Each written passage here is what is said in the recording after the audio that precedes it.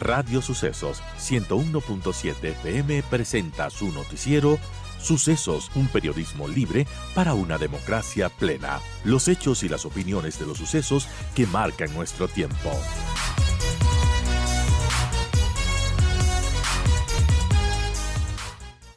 Nosotros continuamos para hablar sobre el caso de Fernando Villavicencio, y es que la mañana del 18 de agosto, la fiscal Ana Hidalgo de la Unidad Investigativa Selecta Especializada contra el Lavado de Activos, la cual impulsó la investigación en la que se condenó a 5 de los autores materiales de este caso de Fernando Villavicencio, solicitó ya a la justicia que se defina una fecha para formular cargos contra 4 sospechosos de intervenir en la parte intelectual del asesinato al estilo sicariato contra Fernando Villavicencio. Y dio nombres que, bueno, conversando con, por ejemplo, las hijas de Fernando Villavicencio, no han sido una sorpresa. Conversando también con Cristian Zurita, periodista de investigación, amigo personal de Fernando, no son una sorpresa, pero ellos creen que, sin duda, hay más nombres que los que se dieron. Pero entre los nombres que se dieron está José Serrano, quien fue ministro del Correísmo, fue también presidente de la Asamblea Nacional, Javier Jordán, bueno, también implicado en algunos casos de tema de venta de medicinas en los hospitales, el ex asambleísta también de RC, Ronnie Aliaga,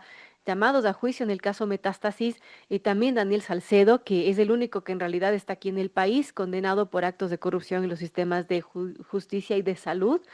Y bueno, según la Fiscalía, esta solicitud de formulación de cargos se fundamenta en una minuciosa investigación que está respaldada en sólidos elementos de convicción que permiten presumir, ha dicho la Fiscalía, la participación de los notificados en calidad de autores intelectuales.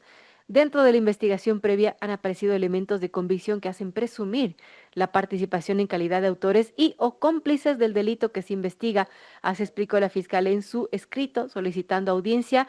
De hecho, ya hay fecha fijada para esta audiencia y bueno, todos los ojos están en este caso que ojalá pueda, bueno, empezar a cerrarse, empezar a esclarecerse. Pero ¿qué implica esta situación? Que ya exista una audiencia para llamar a juicio a estas personas.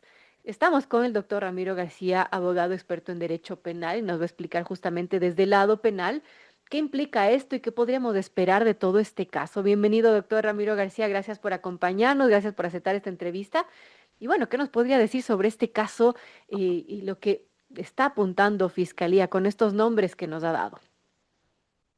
Buenos días, Verónica. Muchas gracias por la invitación. Un saludo para todos los oyentes de Radio Sucesos. Bueno, este es un caso que no solamente pretende solucionar un caso específico, un tema específico, sino, creo yo, es una deuda pendiente de la justicia con no solamente con la familia y quienes conocimos muy de cerca a Fernando Villavicencio, sino con el país. El país exige verdad y justicia en un tema como este de tanta trascendencia y claro, recordemos que muchos, por no decir casi todos, los ejecutores, los autores materiales, fueron ejecutados a su vez dentro de la cárcel. Así es. Y siempre nos quedó la pregunta de quién ordenó este operativo que terminó con el asesinato de Fernando Villavicencio. Entiendo yo que Fiscalía, 2 años después de producido la muerte de Fernando, pues ha logrado recabar los elementos de convicción suficientes y con todo este material probatorio, pues dar inicio a un proceso penal. Luego de 2 años de investigar, porque no es que esto empieza ahora, no es que se va a empezar a investigar ahora que se va a formular cargos. No, se supone que ya se terminó de investigar y que por eso se está formulando cargos. Y como dice Y la claro, Fiscalía, tienen o tendrían elementos que pueden sostener esta tesis, ¿no? En lo que se señala a estas personas como presuntas autores intelectuales.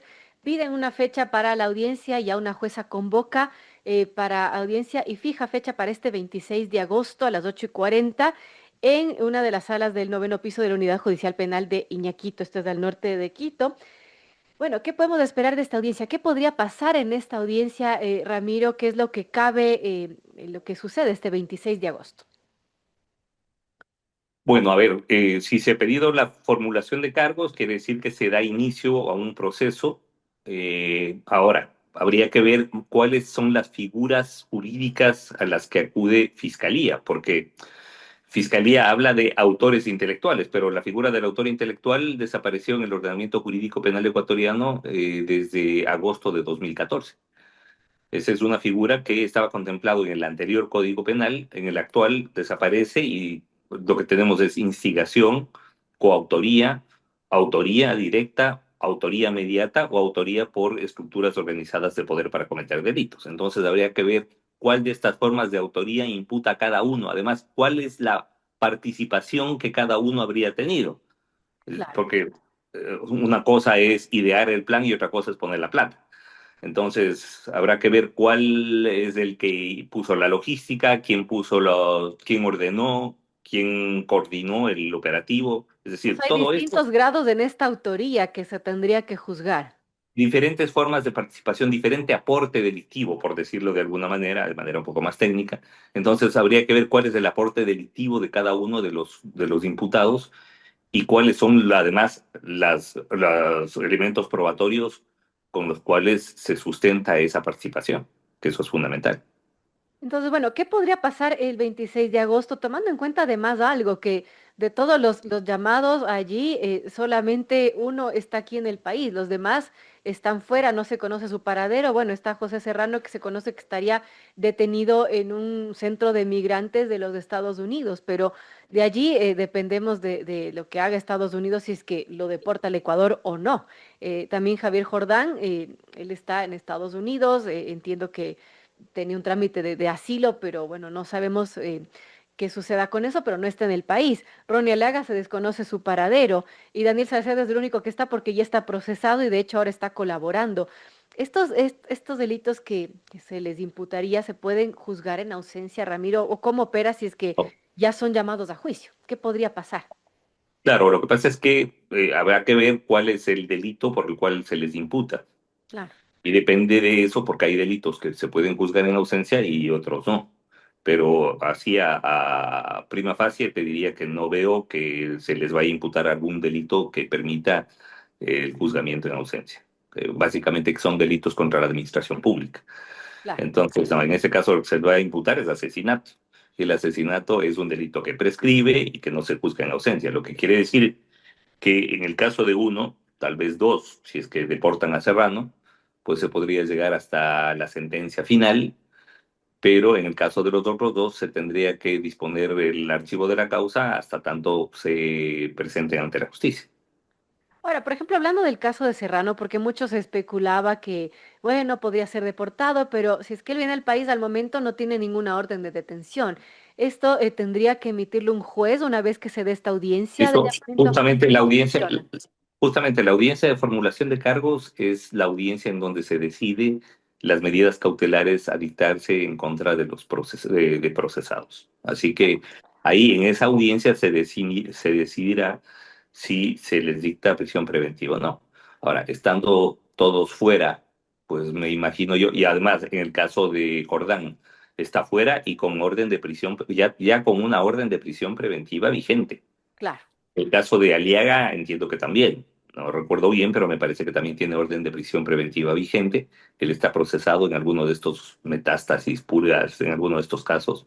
Así es, en el Y, caso Metástasis. sí, igual Jordán. Entonces ellos ya tienen orden de prisión preventiva. El único que no tiene orden de prisión preventiva es Serrano, que paradójicamente es el que está preso. De los tres que está fuera del país, es el único que está preso, pero por cuestiones migratorias y entiendo que algún tema de tránsito en los Estados Claro. Unidos. Pero claro, como tú dijiste hace un momento, esa será una decisión soberana y dependerá totalmente de los Estados Unidos el que lo deporten hacia Ecuador, ¿no? Igual el caso de Jordán, eventualmente se podría pedir, por ejemplo, que el Estados Unidos deporte a Jordán para que rinda cuentas a la justicia ecuatoriana.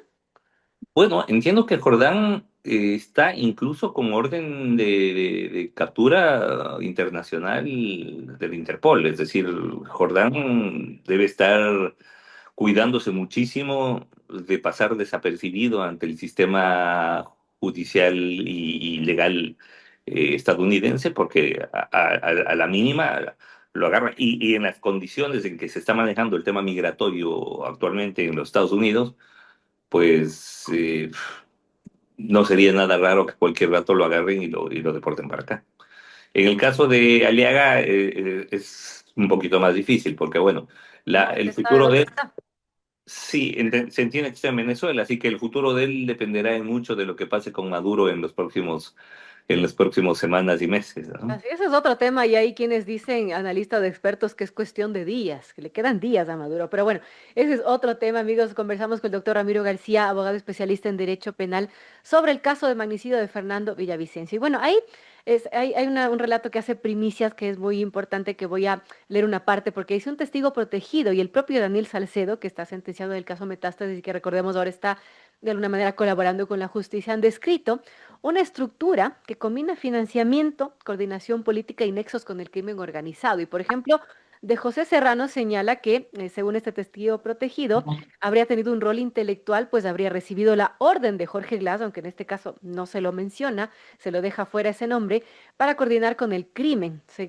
Y bueno, también de Jordán, señalado por el testigo protegido con un rol de financista, pues habría sido el que dio la plata, ¿no? El encargado de aportar los recursos económicos para este crimen de Ronnie Aliaga, ex asambleísta del correísmo, también que habría ejecutado la coordinación operativa del homicidio. Y bueno, de Salcedo, él fungía como empresario y sería el presunto vínculo entre los políticos y la banda criminal de los Lobos. ¿Qué podríamos decir respecto a esto que estaría mencionado en este testimonio de un testigo protegido? Bueno, habría que ver cómo corroborar eso que menciona el testigo protegido, porque el testigo protegido, en búsqueda de llegar a un acuerdo con fiscalía, puede decir cualquier cosa. Claro. Entonces, lo importante es cómo corroborar eso que dice el testigo protegido. O sea, cómo, que sí, que el testimonio es una prueba, claro, por supuesto, pero de ahí hay que ver cómo se puede materializar, por decirlo de alguna manera, eso que dice en su versión el testigo protegido. Así que es todo eso, recién nos enteraremos el día martes a partir de la formulación de cargos, cuando además el expediente de fiscalía ya se transforma en público, Claro, porque hasta para ser ahora reservado. claro, hasta ahora ha estado bajo código de reserva al tratarse de una investigación previa. Pero el momento en que ya se formula cargos y se inicia la instrucción fiscal, el expediente se transforma en público y recién entonces sabremos qué tiene entre manos fiscalía y qué no. Ya ahí se sabrá, Ramiro, si es que se llama a juicio a estas personas que son mencionadas o no, porque me imagino que la fiscalía tiene que sustentar bien estas hipótesis que tiene, ¿no? Exactamente, exactamente. Ahí veremos, además, insisto, cuál es la participación de cada uno y cómo se demuestra esa participación más allá del testimonio, un testimonio privilegiado, por decirlo de alguna manera, que se puede haber recabado. Y después de este llamamiento a juicio, si es que se da, ¿qué procede después? ¿Qué podríamos esperar luego de esta audiencia? ¿Qué es lo que viene a continuación en el proceso? Bueno, se inicia una instrucción fiscal que demora 90 días, que puede demorar 30 días adicionales si es que se vincula a alguien más dentro de este expediente, que son luego, además, el día de la formulación de cargos sabremos si se dictan medidas cautelares ¿O no? contra los procesados o no, que yo me imagino que, o sea, lo lógico sería que sí, porque hay uno que está preso y hay tres que están fuera del país. Una vez que termine la instrucción fiscal, se da la audiencia preparatoria de juicio, en donde se decide por parte del juez de garantías que está conociendo, que conozca la causa, si llama a juzgamiento o no, y luego de eso pasa a un tribunal de garantías penales en donde se produce la fase de juzgamiento y que termina en una sentencia, que puede ser de inocencia o de culpabilidad. Ahora, ese juzgamiento tendría que ser con la presencia de las personas, no en ausencia. Ese juzgamiento tiene que ser con la presencia de las personas. Así Complejo.